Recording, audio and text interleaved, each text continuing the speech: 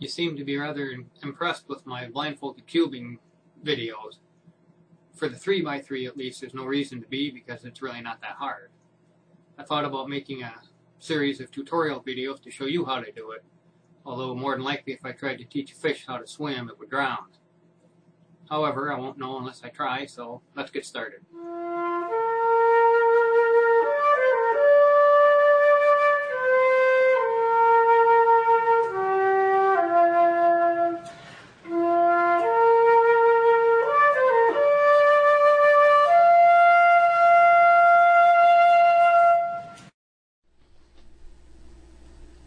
The one piece of equipment you'll need for this exercise is a cube of some sort.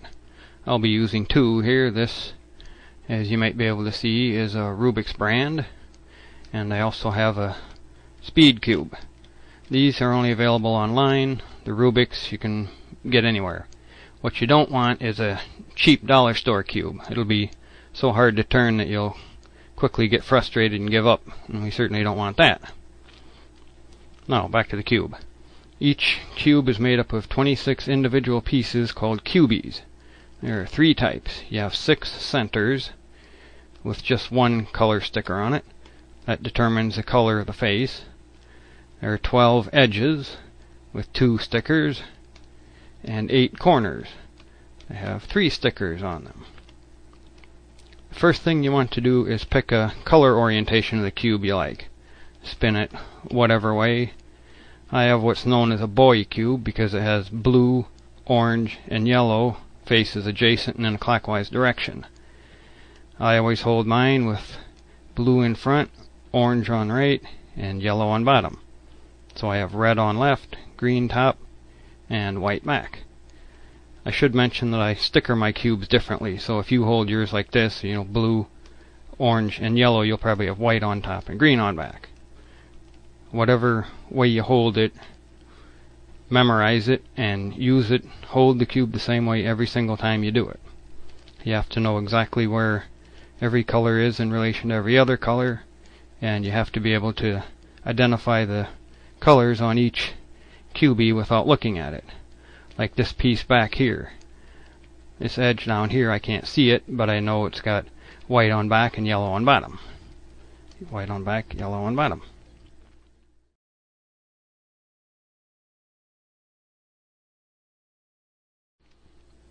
In order to make things easier to remember, each edge and corner cubie has a letter associated with it, which I'll run through right now. Here you have T, N, M, D. On this layer is S, G, L, and R. On the bottom is P, C, V, and W. The corners are the same letters in the same order, except you only need the first 8 of them. T, N, M, D, and S, G, L, R.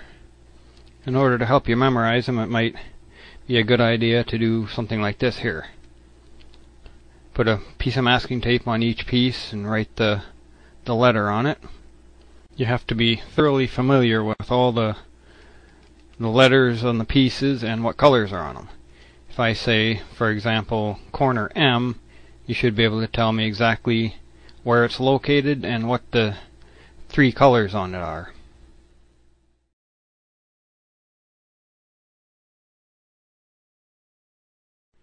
Beginning in part 3, you'll start seeing things like this. It won't make a lot of sense until I explain the notation for the cube. Step 1, orient your cube. This here is the front face, indicated by the letter F. An F by itself means to turn the front face 1/4 turn clockwise, like this. You can also have an apostrophe after a letter, which is called the prime symbol, so this is pronounced F prime. It means to turn the front face 1/4 turn counterclockwise. A third option is to have a number 2 after the letter, which means to turn the that face 2 quarter turns, either clockwise or counterclockwise, doesn't matter. So F2 is 1 2 quarter turns. Reverse that the other way. Over here is the right face with the letter R. Again, an R 1 quarter turn clockwise, R prime 1 quarter turn counterclockwise, and R2 right face 2 quarter turns. And here is the back, letter B. This one's kind of hard to do because you have to sort of pop your eyeballs out of your head and stick them back here. You turn the back, a B is back face 1 quarter turn as if you're looking at the cube from the back. So a B clockwise is this. B prime is back counterclockwise with your perspective from the back. And a B2 is 2 quarter turns, clockwise or counterclockwise. Over here, obviously enough, is the left. Again, L 1 quarter turn clockwise as though you're looking at it from the left. L prime quarter turn counterclockwise, and L2 is 180 degrees. And down here is the down face with the letter D. A D is a quarter clockwise turn as though you're looking at it from down here. So clockwise is that way. D prime counterclockwise quarter turn, and D2 2 quarter turns either direction. And here of course is the up face, letter U. U 1 quarter turn clockwise, U prime 1 quarter turn counterclockwise, and U2 2 quarter turns of the up face.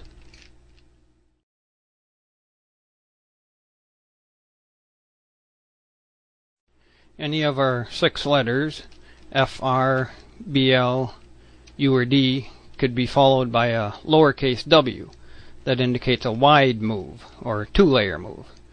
For example, an R is just the outer right layer 1 quarter turn clockwise, and RW is the rightmost 2 layers 1 quarter turn clockwise. Another example is like a BW prime, the back 2 layers counterclockwise, looking at it from the back. The only 2-layer move that will be used in this technique is a DW2, which is the bottom 2 layers 180 degrees.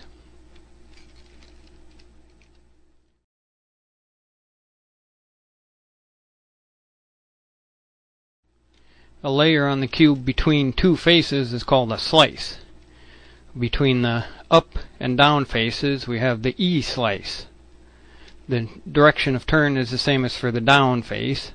So an E is this layer here, 1 quarter turn clockwise as though looking at it from the down face. E prime is 1 quarter turn counterclockwise. And of course E2 2 quarter turns. Between the front and back faces is the S slice. The turning direction for this is the same as the front face.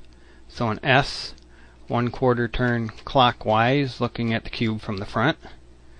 S prime, 1 quarter turn counterclockwise, and S2. And between the right and left faces is the M slice. The direction of turn for this is the same as the left face. So M is 1 quarter turn clockwise as though looking at it from the left. M prime, 1 quarter turn counterclockwise looking from the left. And M2, which is 2. The M prime is the only slice move we'll be using in this technique.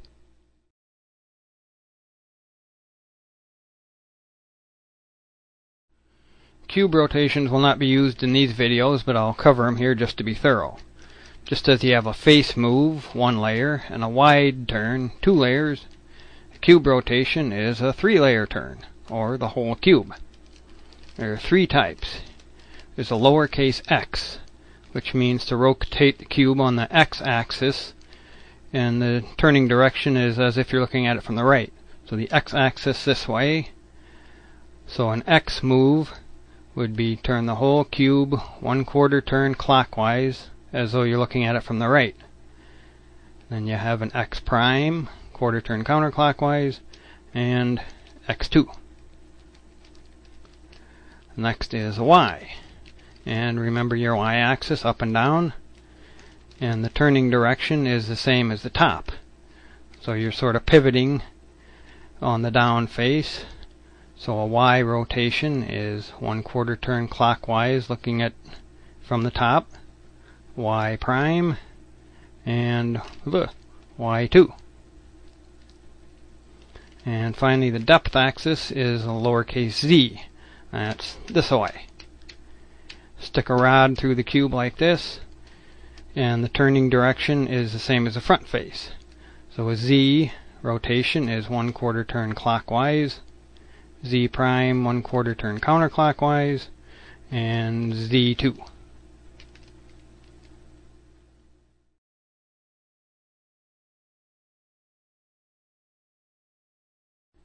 There are 4 steps involved in solving the cube, and each one of them uses the same general procedure.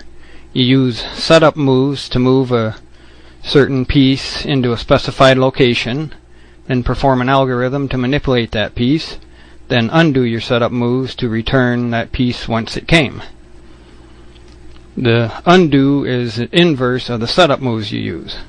I'll be providing all the moves you need, but I thought it might be a good idea here to do a quick run through of what an inverse is. First of all, I got my cube oriented, blue in front, yellow in bottom, and we'll do a random sequence of moves here. R, BW prime, U2, D prime, and L. To find the inverse of this, you start at the end, work your way back to the beginning, and reverse the direction of every move. For example, the last move we did was an L, so that'll be the first one we'll do on the inverse. And since it's a clockwise move, we add a prime to it to make it counterclockwise. After that is a D prime. That's a counterclockwise, so we drop the prime symbol to make it clockwise. Next is U2. And that doesn't matter whether you go clockwise or counterclockwise, so you just leave that the way it is. After that is a BW prime. Reverse the direction of it by dropping the prime symbol. And finally we got an R. That's a clockwise move. You make it counterclockwise by adding a prime symbol. Now let's go and do our new set of moves here. L prime, D, U2, BW, R prime. And here we are back where we started. Once you get everything in this part mastered, you can move on to part 2, where I shall attempt to teach you how to memorize.